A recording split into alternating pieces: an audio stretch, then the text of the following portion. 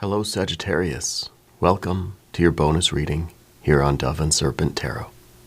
If you're watching this reading was meant to find you. Please hit the like button, leave a comment, consider subscribing to the channel, especially if this reading resonates with you. Now, this is a general reading, so try to be open and receptive to whatever may come through during our time together. I am merely the messenger, and I ask you to connect directly with each of these cards and use your own intuition to take you beyond the details that I provide. And remember, Sagittarius, that the most important part of any tarot reading is you. And look at that 9 of Cups. This is happiness. You have no idea how happy you're going to be. This is a happiness beyond all of your expectations. The happiest that you ever would have dreamed you could be in this world of strife and sorrow, right? So this is a very good card.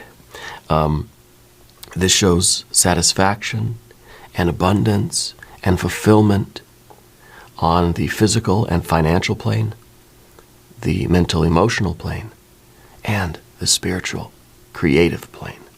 Okay?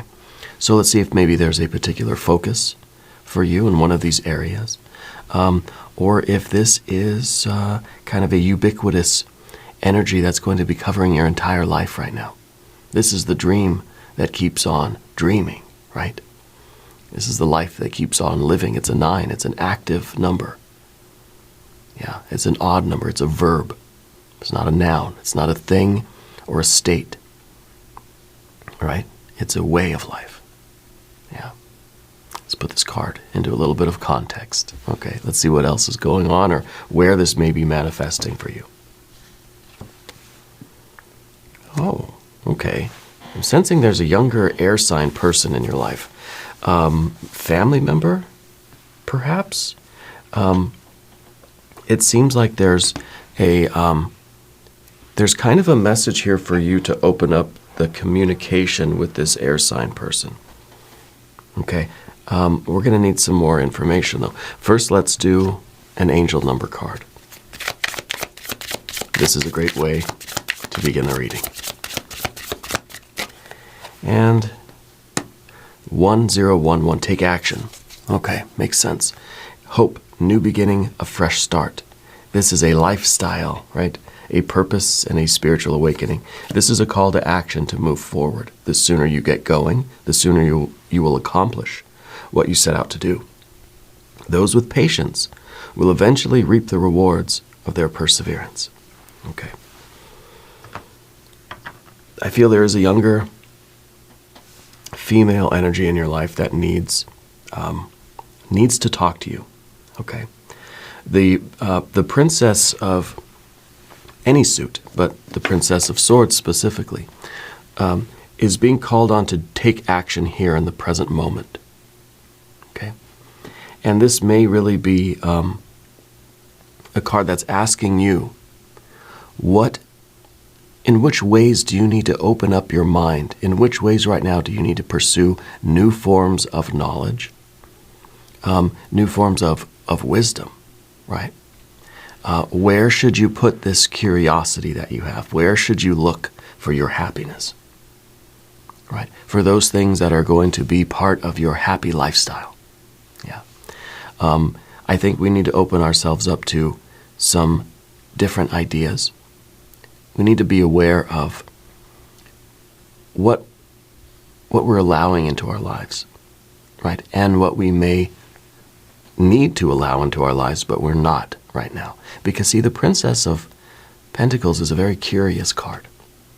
Wants to sort of struggle and fight for that accomplishment of learning something, of doing something new, of overcoming the challenge. Could be a 9 of Cups, could be life's getting too easy sometimes. I don't think that's it, but there is sort of an underlying need to make sure there's always something new to be pursuing. Okay. And I think that's just it. I think that's what these two cards together are saying, that in order for you to have your happiness, in order for you to truly feel happy and satisfied in life, you have to always be learning, always be trying new things. You're somebody that does not want to just linger and stagnate, even if it's in a very, you're not looking to luxuriate, the rest of your life. I feel like you want something to pursue. You want something to be a part of. And maybe that's where this younger female energy comes into play. But also the Princess of Pentacles, or the Princess of Swords, excuse me, been calling her the Pentacle. The Princess of Swords, that need for learning, for new pathways toward happiness. Okay, Princess of Swords. Let's put some more cards out on the table. I keep feeling this earth energy, this pentacles energy. There it is. Yeah, okay. There's a reason why I was calling her the Princess of Pentacles. There are pentacles down here, this 4 of Pentacles, right? It's foundational. It's underneath the surface. And I wonder if it's saying that we need to make some headway into what these foundational relationships are. It's sort of like it's about exploring the basics, getting back to those fundamental ideas. Maybe these fundamental habits, maybe in our pathway to this perfect happiness, right? Our Princess of Swords needs to start investigating some of these habits that we have. We all have habits, right? That human beings are usually more likely than not just a creature of habit, that we do certain things in a certain way, and the more we do them, the easier they become. The easier they become, more we're likely to continue doing them. They become a habit, right? The idea here is for the Princess of Swords to investigate those habits and to ask ourselves, the things I'm doing in my life, are they leading me to that happy life, happy living, right? Or are they not? Maybe this is saying that we need to investigate our habits and swap the bad ones out for some really, really good habits. Yeah. Well, let's keep going. Let's put the rest of our cards out here. There's that 6 of Cups, 7 of Cups, Princess of Cups, 2 princesses, right? And I think that this is the swords and the cups were investigating new pathways, new desires, new ways to recognize our desires, recognize what our deepest satisfaction in life will be, and to pursue those avenues. Okay? I love the horizontal pathway that we have. 6, 9, and of course the princesses are both acting in the present moment, pursuing new aspirations, new desires. Because it almost is like if you're not moving, you're going to stagnate, right?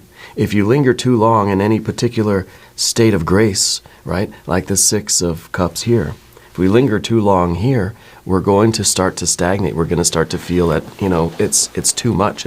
The fruit here has become overripe, right?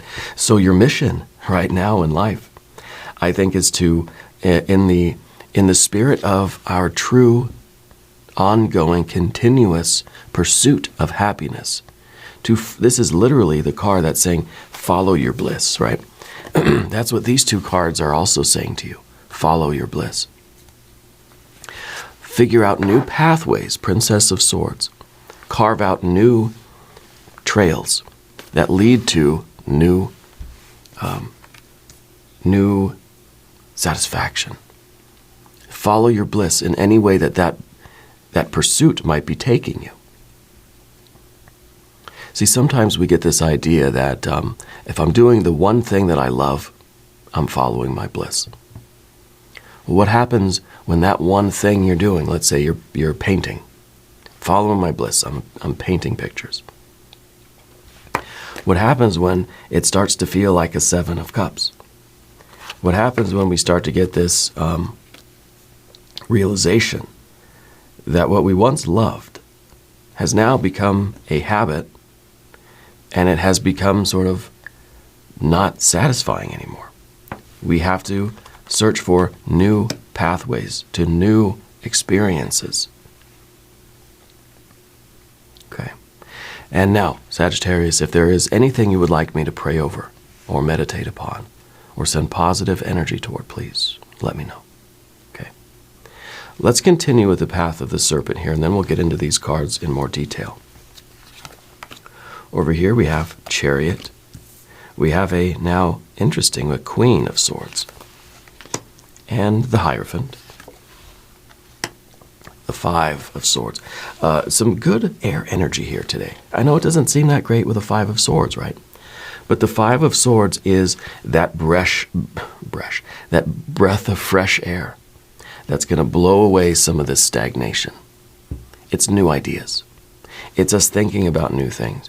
It's about trying to always be innovating, right? Trying to stay one step ahead of, of that stagnation. Stay one step ahead of the spoilage, right? Because we don't want to get to we don't want the Seven of Cups, you know.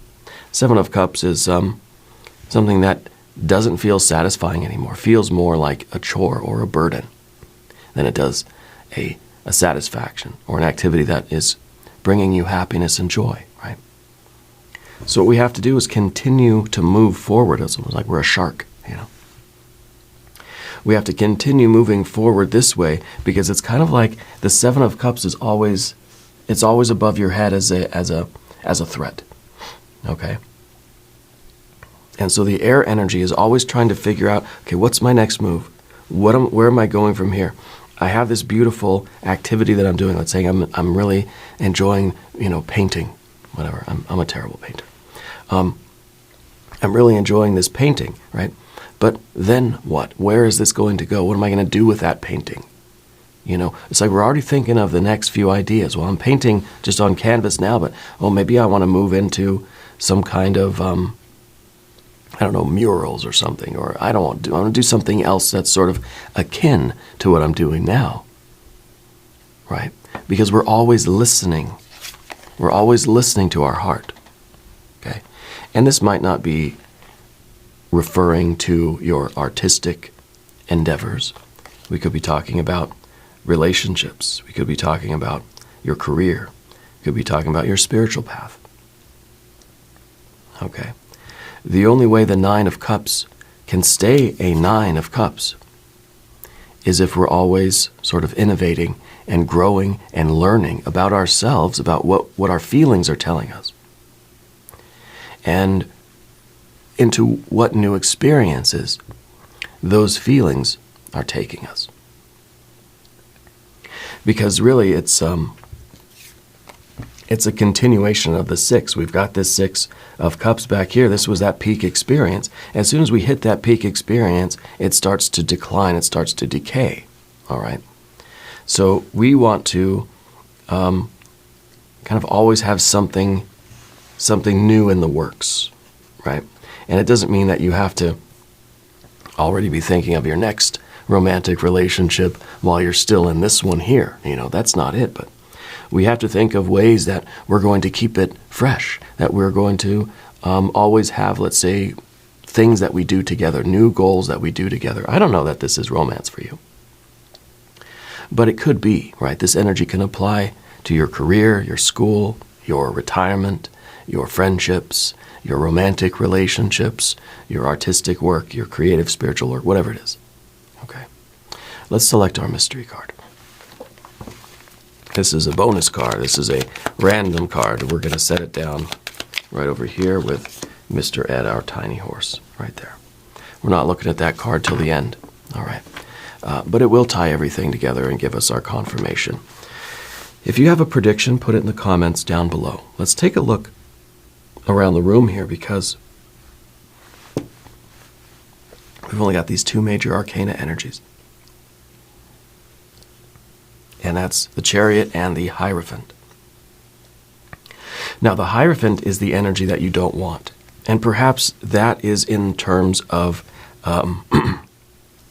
What it usually represents here is that idea of institutional directives, conformity, going with the grain, right? And if we're trying to always be innovating, always be looking for new ways to expand our life and to grow and to learn, right? I feel like you're not too interested in looking in the common places for that. Okay? It's kind of saying, the Hierophant is kind of saying that you don't find the satisfaction and the fulfillment in just the common things of life. Okay? It doesn't mean that you need some kind of elaborate or extravagant or ostentatious, experiences. It could be very, very simple and very, very kind of fundamental joys and pleasures and aspirations in life. What it means is that you're not just, you're not turning on the TV to find out what you're supposed to be enjoying. That you're not doing, you're not going through the list of, everything that we're sort of handed in life that says here, this is what you're supposed to do with life. This is what's going to make you happy, right? That you're not taking anybody else's advice. You're trying to listen to your own heart. Yeah. And you have this, the Chariot energy is a very loyal energy for you. Okay? So this isn't about, like I said, it's not about already setting up your next relationship before you get out of this one. That's not what we're talking about here. Because you have this intense loyalty.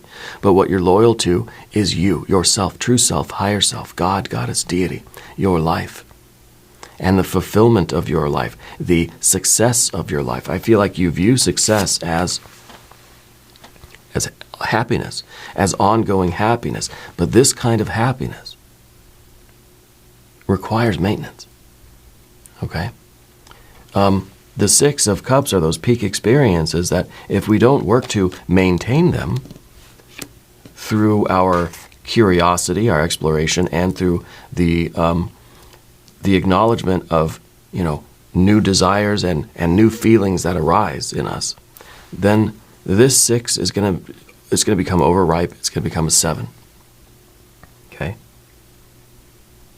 So this here really is the maintenance of this continual happiness in life. That we want to be, happier than we ever dreamed of. We want this, we want happiness beyond measure in this world of strife and sorrow, right? We want to be unimaginably happy and fulfilled, satisfied in every area of being. So what is the Princess of Swords saying to you? Which area needs a little bit of refreshment or a little bit of maintenance? Is it your physical, financial life? Right? Let's look at the habits there. Is it your mental, emotional life? Well, it seems to me that might be the case, mental, emotional, right? We need some refreshment there. Spiritually, creatively, maybe. That's it. But the Princess of Swords is investigating that. Okay? Finding out which areas of our life we need to take a look at, and we need to do a little bit of perhaps renovation. Mental renovation, right? Because of the 5 of Swords. Now, we don't have any fire energy, right? So we're not forcing anything. We're not really even taking any action right now. Right now is just a time for introspection. We've got these major arcana energies. What are you loyal to? What are you devoted to? What is your mission and purpose in life? What is most sacred to you? Right? That's another idea with these 2 cards.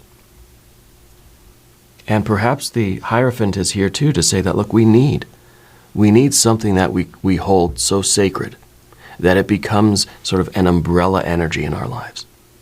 And it's something that our Chariot can be loyal and devoted to. Maybe it is God, Goddess, deity.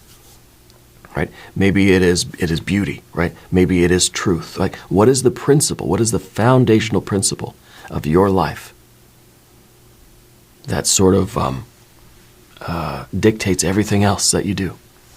Okay? What do you feel is the most sacred thing in your life? The most sacred idea or principle? That could be what we need with the Hierophant on the path of the Serpent here. So anyway, no fire. We're not taking any action right now. We're not changing anything. We're not doing anything. Except for water, water, water, water, air, air, air, and a little bit of earth. It's all based on the earth. It's all based on this steady foundation, the Four of Pentacles. Earthly power. I think you're in a place in your life right now where you can afford to close your eyes, right, and close your mouth for a minute, and just feel yourself. Feel what you need. Feel what's going on with your body, right? The Four is a card of safety, stability, security, health and wealth, fitness, and finances, right? I think you're in a pretty good place in both of these areas. But I think that perhaps life has become quite routine lately. Or there's this unconscious knowledge that a life that is too habitual, too routine, is going to feel like a Seven of Cups to you. Well, that's because sometimes we get into, I don't know, maybe not bad habits, but not good habits either. Sometimes it literally is just the routine, right? But if we know that we are creatures of habit, and I think that's true for you as well, even though we have this this connection between living a habitual routine life and, of course, the stagnation or the uneasy feeling of the Seven of Cups. Whatever, pick your adjective there.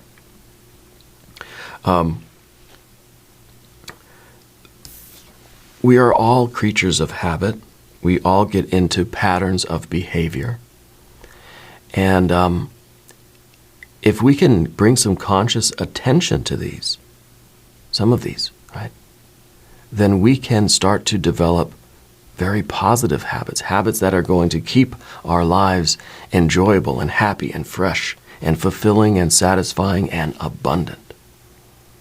We're going to be following our habits anyway. We might as well make them good habits, right? But first, I think we need to shed some light down here. And I think that's one thing that the Princess of Swords is doing. Let's figure out what our habits are. The best way to do that, keep a journal, right? Write down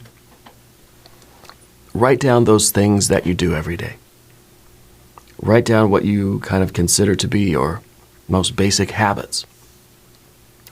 And if you're feeling Seven of Cups now, if you're feeling like things are not as good as they should be, there's this queasy feeling in the gut, and I don't know really where it's coming from or what I'm supposed to do about it, right? That's when we really tend to say, okay, I need to start journaling. I need to start writing down everything that's in my life so I can find out what the source of this uneasy, sickening feeling is. We very often journal when life is not going as well as we would like it to be. But how about these two cards advising us to also journal that extensively when things are going great, right? Think back to the wonderful time in your life now, Six of Cups back here, right? Think back to a very wonderful time in your life when everything seemed to be perfect, whether it was or not, but it felt like it was, right? Six of Cups. Think back to one of those eras of your life where things were good. Write down everything you were doing then, right? Who were you hanging out with? What were you eating? What were you doing physically? What kind of work were you doing? What was your spirituality like? What was your, romantic, emotional life like, right? What were you learning? What were you studying? What were you creating? Okay, what were your habits? See? And then we can get into the habit of writing down our days, even when they're good and when they're not so good.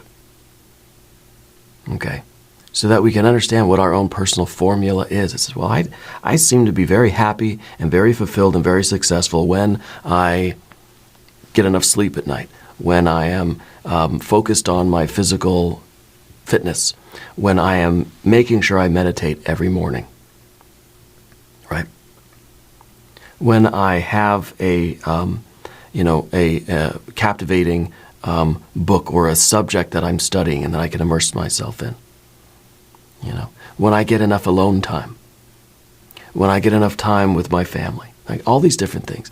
And let's see how we have those things now, or how we maybe are missing some of those. Because this is an investigation into what happiness means to you and how we can go about creating more of it.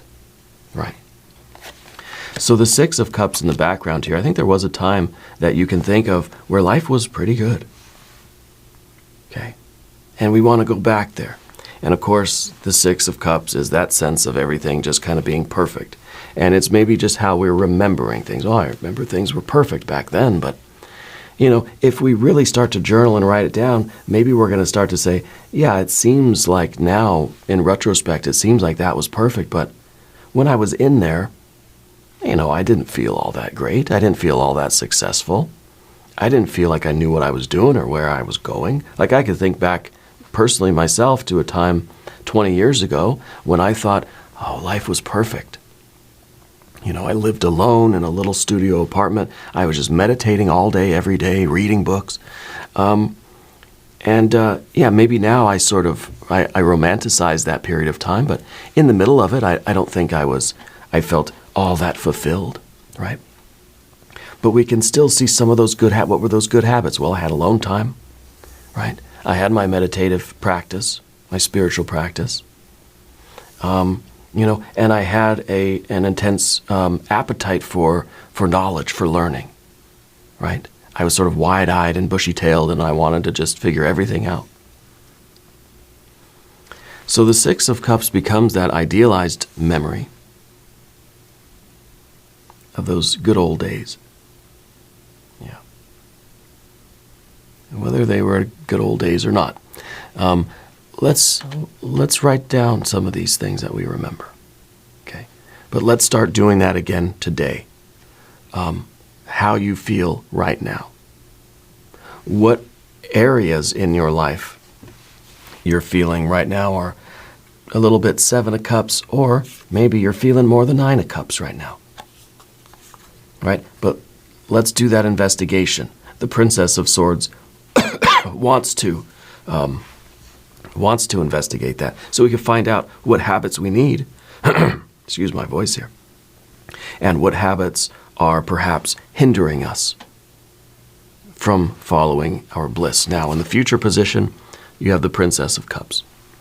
Brand new feelings are going to arise. Brand new aspirations. We're going to feel like, we're in our 20s again. We're going to feel that same kind of, that same wonder, that same curiosity, that same weird feeling of love, when we realize that that the good days are not over. You know what I mean? It's kind of like when we think back to those good days, so-called, in the past, we think, I'll never get that feeling again because now I'm older, right? And I've already had those feelings. This is kind of like a childlike wonder and fantasy of the world. It feels like magic again. Everything feels like a mystery, feels new again. And for me, it's a very specific time. It's back in my early 20s when I first started on a particular spiritual path, and I felt like, wow, like every moment was just, I was standing on the threshold of wonder and mystery and magic, and I can't even describe it in words, what that felt like. But this is in your future, right? We can feel that again. We can feel that kind of deep soul desire again. Okay? And this is how we do it. And going into the future, I think this is the arousal, this is the awakening of so many new feelings in you, so many new ideas, right? That you're going to keep this flow of happiness moving forward. Even if we feel like we've gotten caught in some very strong habits, and maybe some habits that that aren't really of the right kind, we can change those. We can replace them with good habits. Again, by remembering what it is you were doing in any of those moments of joy in your life, any of those time periods where there was a week. I had a really good week back in 1992. Or, a 6 month of years long, whatever those eras are for you. What were you doing right in those moments, in those eras? Okay. Near my cat in the hallway. That's Pudgy. He likes to go down here in the hallway, and he likes to what we call yodel. I think it's because he likes to hear the echo and stuff. I'm not really sure why he does that. But anyway. Path of the Serpent now, we have the Chariot. All of this is all good, but you have to have a purpose. You have to have this feeling of aspiration. You have to have a loyalty and a commitment to something. What is that highest principle for you that you are obeying, right? Because this is what's going to keep you moving forward now. We're all kind of obedient to our habits, right? So let's be that kind of chariot. Let's be obedient. Let's have that discipline for those good habits. And a good habit, journal daily. 5 minutes. 5 minutes, you could do it in the bathroom. Doesn't matter. Right? Let's try to build that into it. Many of you already have that habit. Okay? Maybe you pick something else then. Right? If you already have that daily journaling habit, let's pick one more little thing we can do. One more good habit that we can do. Okay? Maybe it's waking up, and the first thing we do when we wake up is we express this sort of universal love. We project this universal love out to the world. Make that a habit every morning. Right? We have to find that higher principle that we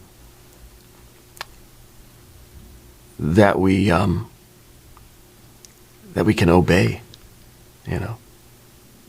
Because the Chariot is really, looking for a quest, looking for a mission, looking for something to be devoted to. It's nothing worse than, really fancy night out there on the horse in the forest, just kind of wandering around sad because I got no quest. Nothing worse than a night without a quest, right? So we need that. We need something to really believe in, something that we hold sacred. We need the Hierophant. And every card has light and shadow. So with the Hierophant, it becomes this idea of conformity, maybe when we're over here. And the Hierophant really wants you to have your habits and be in your Four of Pentacles. But the Hierophant also has a higher spiritual meaning. And that is the representative of what is sacred to you. Now, in your environment, you've got the Queen of Swords. Okay? And the queens tend to look at the past. Okay?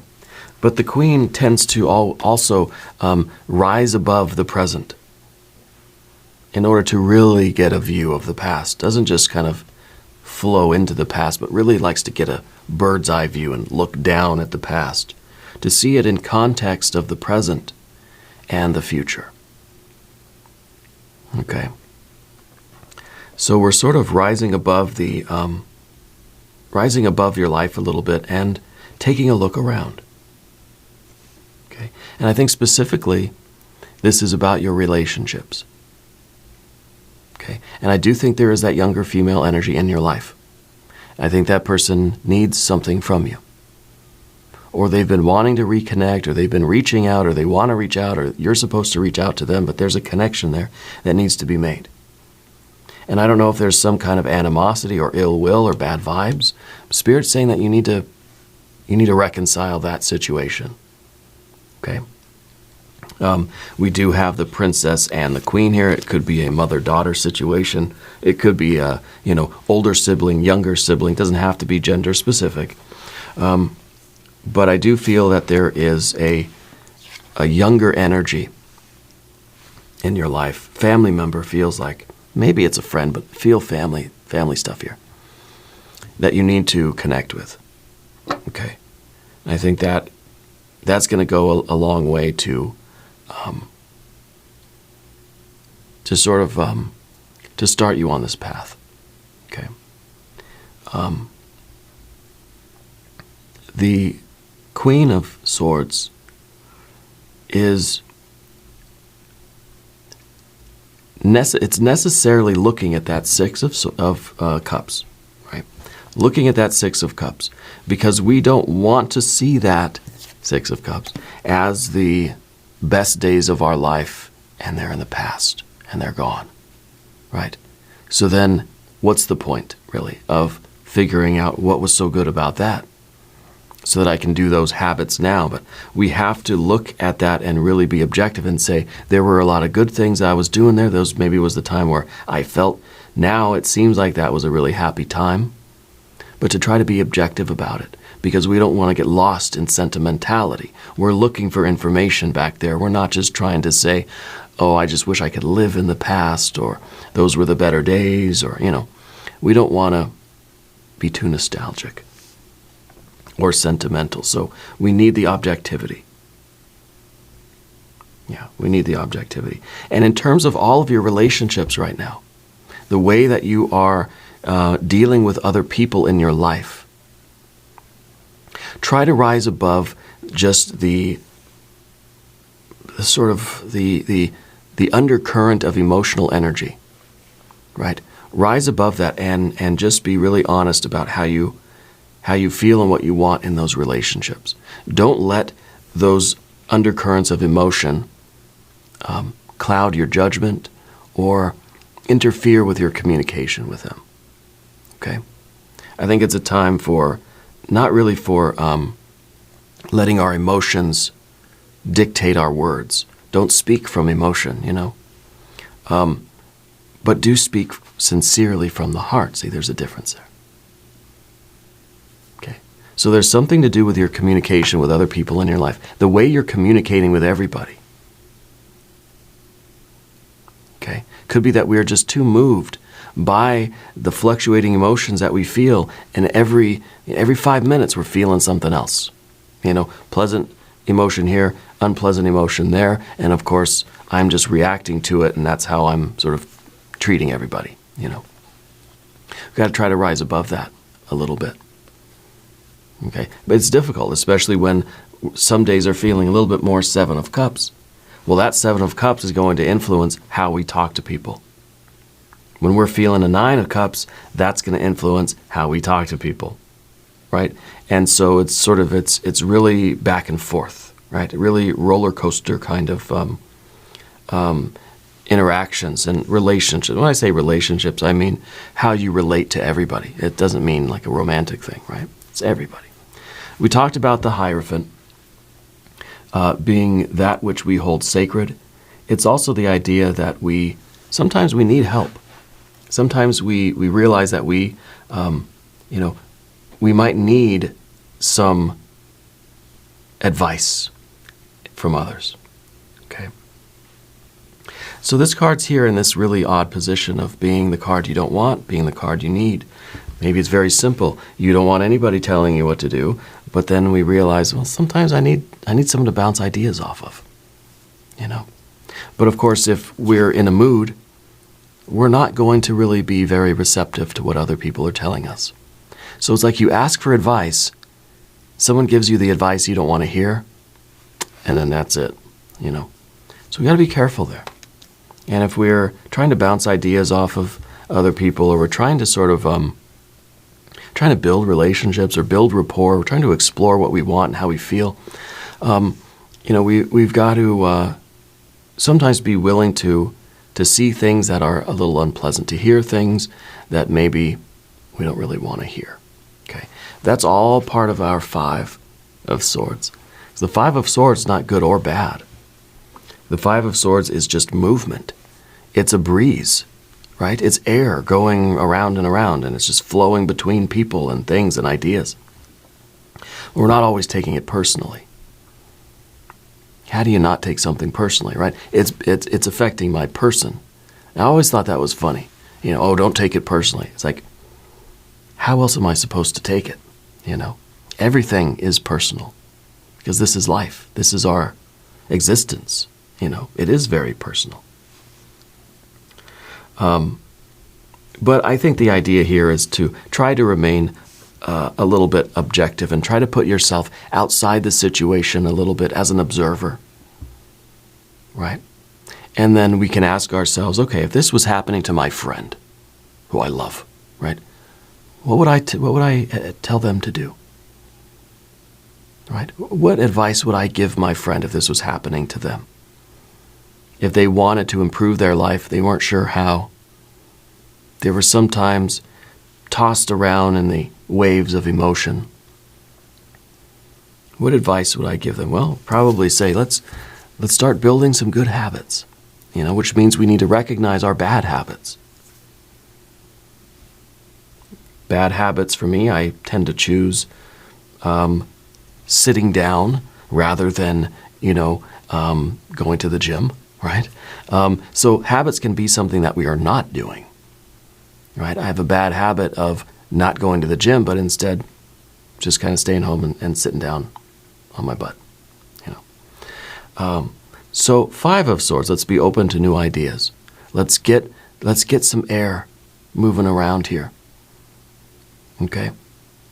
Because that's what the Princess of Swords is doing. Right? It's just kind of trying to clear out all the dust and all the stagnant air. Try to get some fresh perspectives in here. Right?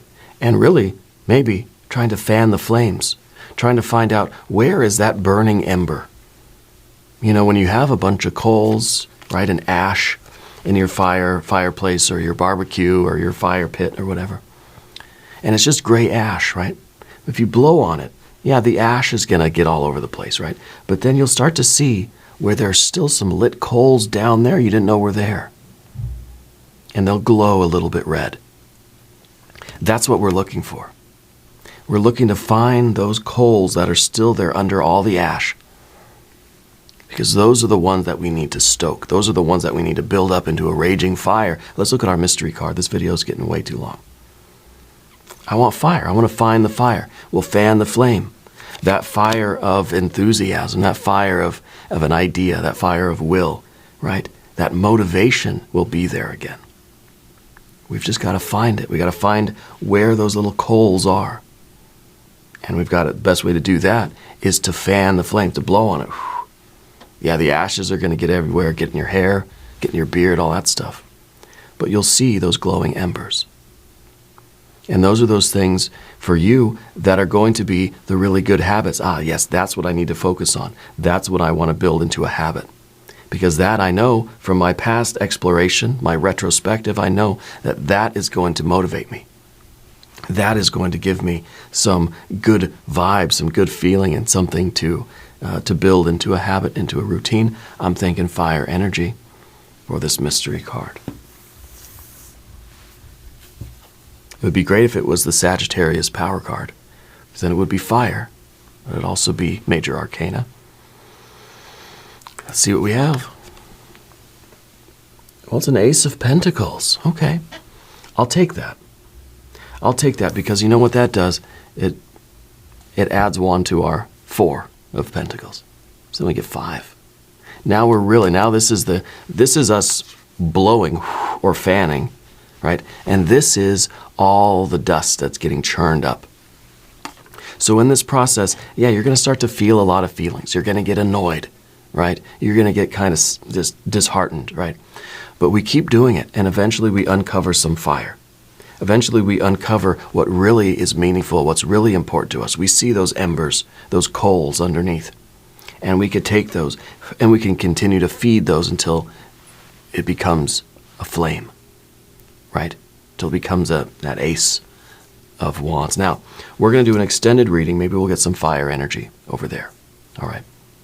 If you want to stick around for the extended, there's a link in the corner. There's a link down below. If you don't want to watch the extendeds here on YouTube, go over to the website doveandserpenttarot.com. You can sign up for the extended readings there. Watch them over there if you want to. Okay. If you haven't subscribed to this channel yet, please do. It's totally free. Doesn't cost anything. Leave a comment and let me know where in the world you're watching from. I want you to know that you're the most important part of Dove and Serpent Tarot. I thank you and I love you. and we're all in this together.